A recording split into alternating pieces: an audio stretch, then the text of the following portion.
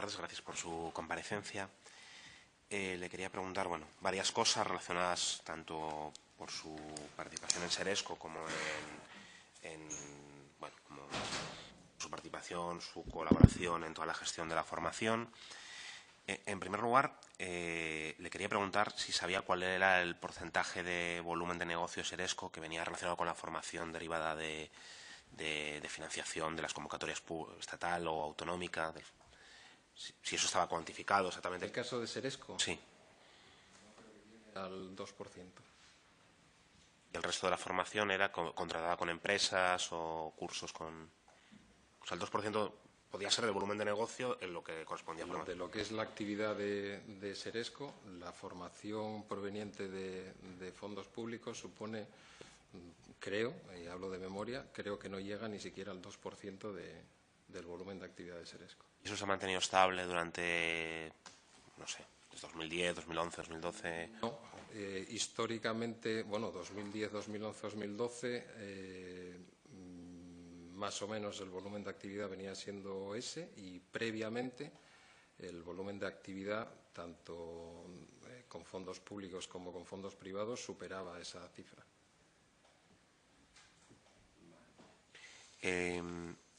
Usted, digamos, participa, si no me equivoco, participó en el Consejo Rector del Servicio Público de Empleo, también como es responsable de formación en FADE. ¿Qué opinión, hubo alguna clase de debate dentro cuando se conoció las investigaciones que estaban realizando en fondos de formación en otras comunidades autónomas y que luego se trasladan a Asturias? Yo no sé si eso fue una cosa que se llegó a debatir, si había que modificar algún mecanismo de control o fue algo que no se trató en ninguno de los órganos de formación. A ver, en el plano interno jamás se generó un debate en torno a eso. O sea, cuando aparecieron los casos de corrupción o supuestos casos de corrupción, porque yo creo que todos ellos, si no la inmensa mayoría, está todavía en vías de esclarecerse si hay o no hay ilícito penal o administrativo, no hubo ningún tipo de debate porque además las incidencias que se estaban poniendo de manifiesto estaban muy lejos de lo que era la forma de actuar de FADE. FADE nunca tuvo una estructura propia creada para la formación, ni nunca tuvo sociedades vinculadas para la gestión de la formación. FADE siempre creyó en el mercado, en las entidades de formación que estaban en el mercado para gestionando de manera exigente y con criterios de calidad poder dar la mejor formación apoyándonos en esos agentes privados de la formación. Entonces, nunca se creó un debate, sí nos llamó la atención que hubiera entidades que estaban implicadas en posibles casos de corrupción, pero nunca generó más allá que eso, que comentarios casi de pasillo. ¿Y eso no debería ser una cosa que se hubiera tratado en el Consejo Rector del Servicio Público de Empleo, estas cuestiones? Mire, es que yo creo que cuando ocurrieron los casos, si nos estamos refiriendo al caso de Asturias, yo ya no estaba en el Consejo Rector, yo creo que esto fue en el año 16 o 17, cuando se iniciaron las operaciones de la Guardia Civil. Yo dejé la Federación en el año 2013, en noviembre del 13. Entonces, cuando aparecieron los casos aquí en Asturias, a los que se refiere, yo ya no estaba en el Consejo Rector. No sé si se produjo un debate o no. Yo me estoy refiriendo a casos que aparecieron en el caso de Andalucía. A nosotros nos pareció que la justicia esclarecería, pero que en cualquier caso lo que nosotros estábamos escuchando estaba muy lejos de lo que era nuestra práctica de actuación. Más allá de eso, yo creo que teníamos la tranquilidad, insisto, que tuvimos anualidades en las que tuvimos hasta 4 auditorías. Tuvimos las auditorías de los técnicos del Servicio de Empleo, del Servicio Público de Empleo. Tuvimos auditorías por un organismo externo que había contratado el organismo gestor, que también dependía del Servicio Público de Empleo. Tuvimos una auditoría posterior de la Intervención General del Principado de Asturias, no un año, sino varios años en los que este mecanismo se produjo. Y finalmente, incluso en la del año 2009, tuvimos una auditoría de la Sindicatura de Cuentas. Y, de hecho, en el informe de la Sindicatura de Cuentas, pues el resultado había sido muy bueno. Es evidente que en toda gestión, pues a lo mejor puede haber algún alguna cuestión que se escapa, pero todo el procedimiento de verificación, control y seguimiento de evaluación que nosotros teníamos dentro de nuestras políticas de calidad lo seguíamos a rajatabla. Y, por tanto, creíamos que estábamos en la seguridad de que, más allá de que se pudiera producir algún error formal o administrativo, estábamos lejos de vernos en una situación parecida. El Tribunal de Cuentas, dices 2015, y me parece que se refiere al 2012, hablaba de la asignación irregular de financiación a más de 1000 empresas. No se conoce el informe del Tribunal de Cuentas 2015, donde decía que había habido, me parecían 1062 empresas, si no me equivoco, se habían beneficiado de bonificaciones dentro del sistema de formación superiores a lo que le correspondían, o hablaba de cosas, de que algunas de las cuestiones que planteaba el informe era que los cursos realizados respondían en numerosas ocasiones a una planificación empresarial más que voluntaria de los trabajadores, que había esas bonificaciones indebidas por la formación, que la documentación que se aportaba impedía identificar a los trabajadores que realizaban acciones formativas, el calendario previsto, y que decía, entre otras cosas, que el Servicio Público de Empleo no había elaborado ningún informe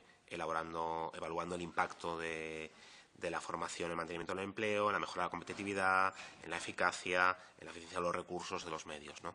Yo no sé si conoce este informe o conoce...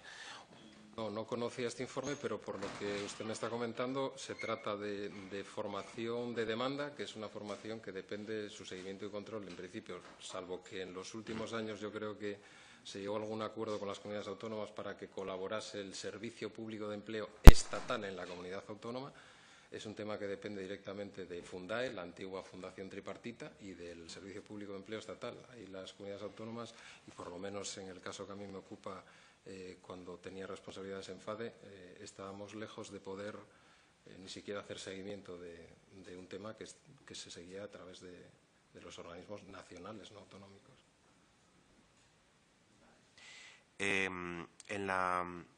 Nosotros nos viene llamando la atención durante durante estas comparecencias, ¿no?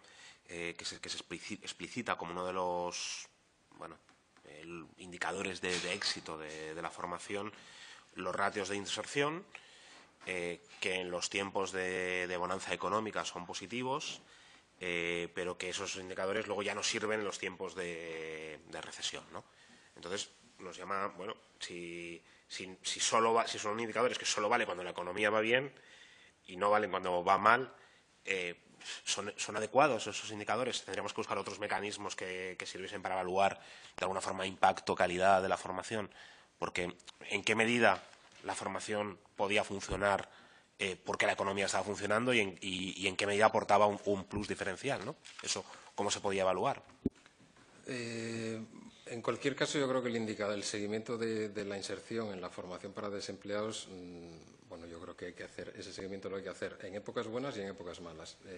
Hay un dicho entre la gente de recursos humanos que me atrevo a reproducir aquí, y es: si consideras que es costoso formar a tu gente, prueba a no formarla. Yo creo que eso es algo que no se puede permitir. Incluso en las épocas malas, aunque el indicador de inserción baje, sigue demostrando que sí tiene un impacto o puede tener un impacto en esas políticas, ¿no? Para poder ver cuál es la efectividad real de los indicadores, sabemos que por prueba-error, aunque solo sea en teoría económica, tenemos que aislar variables. Para aislar variables tendríamos, por ejemplo, que hacer mediciones anuales en las que solo utilizásemos un indicador y ver cómo impacta, ¿no? Para que efectivamente hagamos una valoración positiva del indicador que vamos a aplicar. La inserción en la época mala, efectivamente, aunque hubiese bajado, sigue siendo un indicador que se crea empleo ligados a esa o entre los beneficiarios de esa formación en un momento en el que la economía está destruyendo empleo y los índices de paro están subiendo. De alguna manera eso ayuda a pensar que tiene un efecto positivo, y en cualquier caso tiene un efecto indirecto positivo, que es que la gente que está en el desempleo, dentro de un año, si tiene acceso a un empleo, al menos no está perdido y no tiene un apoyo formativo que le permita mantener un conocimiento o unas habilidades, ¿no? Incluso reorientar su carrera profesional. Entonces, en ese sentido, yo creo que el indicador está bien. Hay otros indicadores en términos de calidad, de satisfacción de los beneficiarios de la formación. Y luego hay los de rendimiento de las políticas, cuántas horas de formación se imparten, a cuántas personas llega la formación, es decir, cuál es el retorno en términos de cobertura de los beneficiarios de los recursos que se ponen en acción. ¿Que todos esos indicadores son los que tienen que estar? Bueno, a lo mejor es una de las cosas que se tienen que revisar. Lo que no tiene ningún sentido, y lo digo aquí, es que, por ejemplo, se quiten indicadores que pueden ser positivos por el mero hecho de que a lo mejor esos indicadores impiden que entren otras entidades a las convocatorias de formación que no hubiesen participado nunca. Por ejemplo, entidades de fuera del territorio. O sea, que la medición de la inserción en manos del Servicio Público de Empleo no pueda llegar a entidades de fuera de la comunidad autónoma y el Tribunal el Tribunal de la Competencia considere, o la Comisión de Competencia, no sé exactamente cuál es el término del organismo, considere que ese es un indicador discriminatorio y que, por lo tanto, favorece las entidades que vienen impartiendo formación en el Principado frente a las de fuera. Por eso me remito a lo que acabo de decir. O sea, el sistema necesita una revisión mucho más global. O sea, no se puede quitar el indicador de la inserción por el mero hecho de que es que haya entidades que no hayan impartido formación en el Principado de Asturias. Y como el Servicio Público de Empleo no lo puede medir, quitémoslo porque es que entonces estamos impidiendo que esas entidades vengan. Habrá que quitar ese indicador porque realmente veamos que no es útil, pero no porque impida la competencia. ¿Y ese indicador de inserción luego tiene consecuencias en posteriores convocatorias de cursos? O sea, mayor índice de inserción lleva a más financiación, y si sucediera eso, si eso puede llevar a alguna clase de selección adversa de los alumnos, ¿no? De que selecciones a los alumnos no los más necesitados, sino a los más que fácilmente van a encontrar empleo. Pues sí y no. Sí tiene un impacto positivo en la concesión de los recursos, al menos tiene un impacto en la adjudicación de puntuación. Al final las convocatorias van en términos de puntuaciones, hay determinados indicadores y las entidades se someten a esos indicadores que van desde la calidad, en términos de respuesta de las encuestas de satisfacción que los alumnos que cubren con los técnicos del Servicio Público de Empleo. Por lo menos en nuestro caso siempre fue así. Las encuestas las pasaban los técnicos del Servicio Público de Empleo. En función del resultado agregado de esas encuestas se sacan unos puntos y se comparan con todas las entidades que concurren en competencia competitiva, en concurrencia competitiva.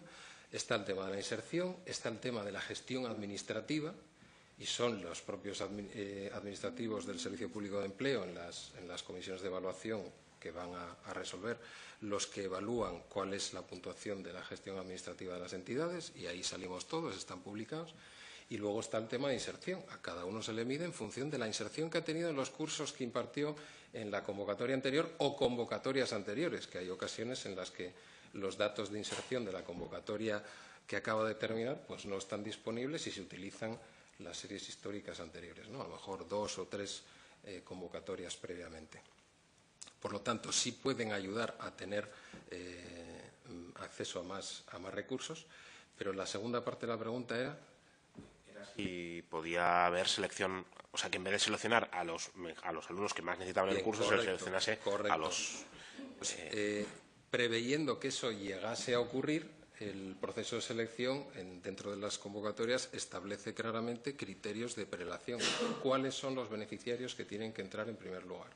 Los parados de larga duración, no cualificados, colectivos en riesgo de exclusión, etcétera, etcétera. Es decir, que después el beneficiario no puede decir, pues yo no cojo a una persona de paro de larga duración y cojo a una persona que viene, por ejemplo, de empresariales y que quiere hacer un curso de administración, ¿no?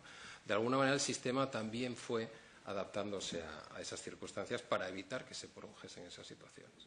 La última pregunta era si me puede explicar cómo era el reparto a empresas dentro de FADE de los cursos de formación que llegaban, ¿no? Cómo se hacía ese mecanismo, cómo era la selección de las empresas, cómo se hacía, ¿no? No recuerdo el número exacto, pero todas las entidades... Sí. Y luego, ¿qué parte o cómo se hacía también la gestión por medio de federaciones específicas, ¿no? En vez de empresas directas, pues a una federación que gestiona luego a su vez cómo se hace la formación o a quién se reparte? Pues en lo que era la selección de las entidades que impartían la formación, se hacía todos los años una evaluación con todas las entidades de formación con las que nosotros contactábamos a la hora de, pues de ver sus certificados de calidad, su experiencia, sus capacidades en aquellas temáticas en las que nosotros considerábamos que era interesante impartir formación. De hecho, es pública la página web de la Federación, se definió un sistema en el que se encajaban las acciones formativas en bloques temáticos, pues desde I+D hasta gestión informatizada de la empresa, las distintas especialidades en la prevención, medio ambiente, etcétera, las distintas especialidades en las que nosotros íbamos a impartir formación, y con ese listado de proveedores, que eran muchas veces buscados por nosotros y otras veces por entidades que se proponían, se hacían se incluían dentro del sistema de evaluación. En ese sistema de evaluación se ponían una serie de indicadores, los certificados de calidad que tenían, los años de experiencia que tenían los formadores, la experiencia que tenían en las materias que iban a impartir, una serie de indicadores, y después incluíamos aquellos indicadores que las propias convocatorias también recogían, porque al final nos obligaba a tener que responder a los requisitos que la convocatoria establecía. Dice la convocatoria que las condiciones de quien imparte la formación tendrán que ir de acuerdo con los condicionantes que establece la convocatoria para impartirlo en caso de que lo hicieses de manera directa, ¿no? Todo eso se metía en una batidora y todos los años se hacía el mismo sistema, evaluando no solo las nuevas entidades que se proponían, sino las que habían impartido formación.